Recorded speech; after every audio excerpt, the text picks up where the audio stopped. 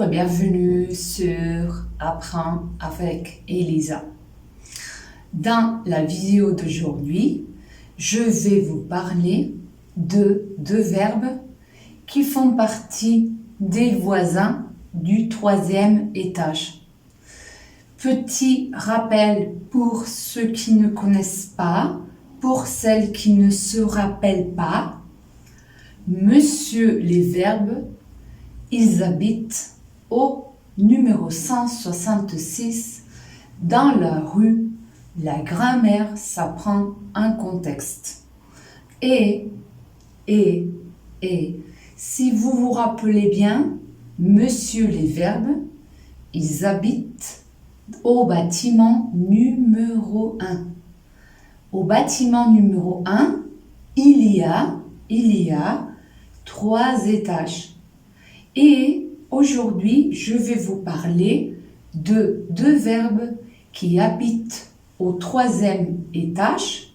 Rappelez-vous, 1, premier, 2, deuxième, 3, troisième. Au 3e étage, il y a plusieurs appartements. Alors, il y a deux verbes de la famille des OIR qui sont d'une part avoir et d'une autre part devoir.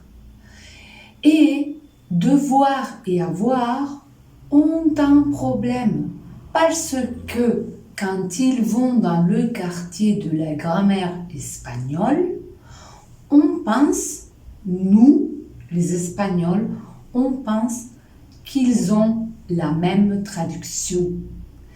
Ils ont tener, c'est-à-dire avoir, et avoir c'est posséder. Posséder. Le verbe avoir exprime différentes manières de possession. Si je utilise le verbe avoir, c'est parce que moi, j'ai quelque chose.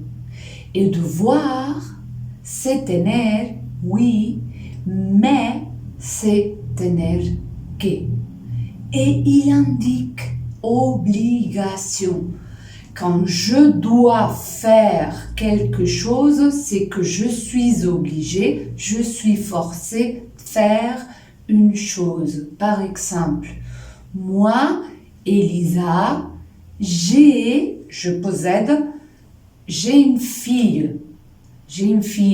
Et je suis obligée de la soigner. Ma fille a un examen.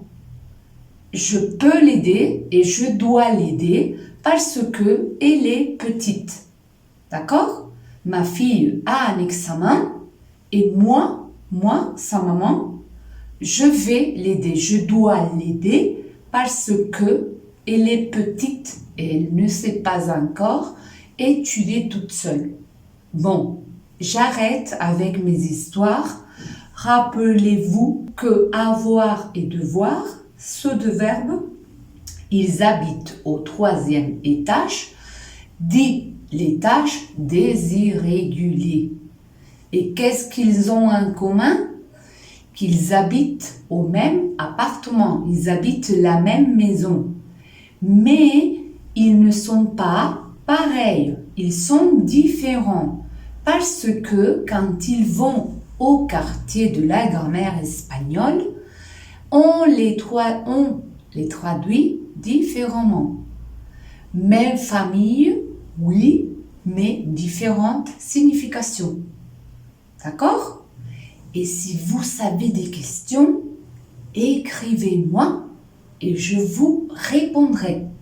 Je vous remercie comme toujours de votre attention et à très bientôt. Bisous. Au revoir.